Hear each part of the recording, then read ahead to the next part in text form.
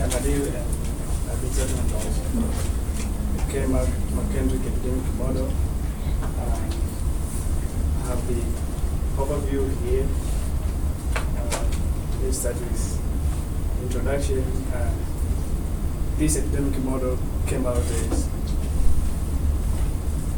one of the attempts to solve the infectious diseases that affected the world after the Second World War happened in 1927, and it was one of the simplest models that made the basis for explaining the spread of infectious diseases in the population.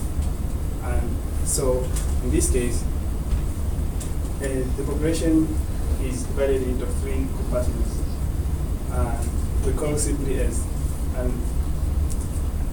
epidemic model, and S stands for susceptibles, and we have infected, and the last one is recovered individuals.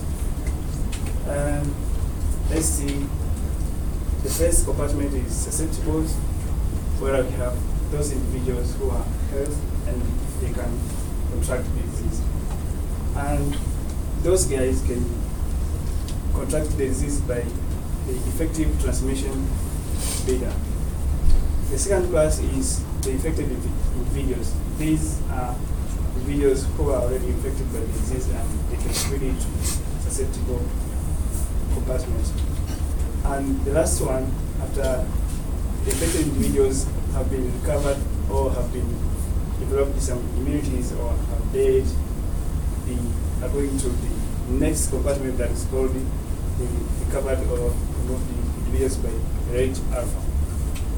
And as we know that the population always changes over time, so also according to those three compartments, the population also changes over time. And the total population at a given time, it is given by the sum of the three compartments. Initially, at the time of eruption, when T is equal to 0, the total population is going to be equal to the susceptible subpopulation, because everybody at this time is susceptible and can contract that disease. So that's why in the beginning you don't have those two compartments, the infected one and the recovered one. And this is the summary of the epidemic model according to Kermack and McKendrick.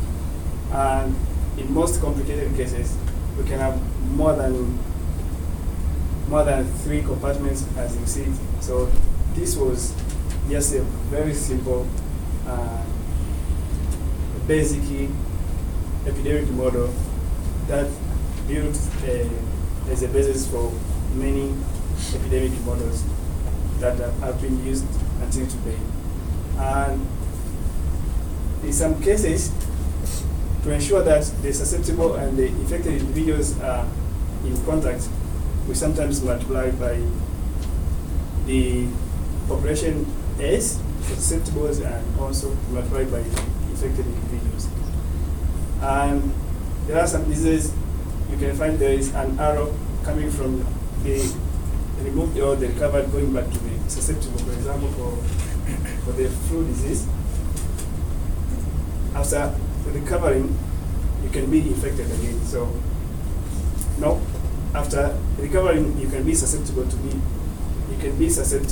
and so you can be infected again, and then the cycle goes like this way. If you need more about what happened with the model, you can read. Otherwise, thanks for coming.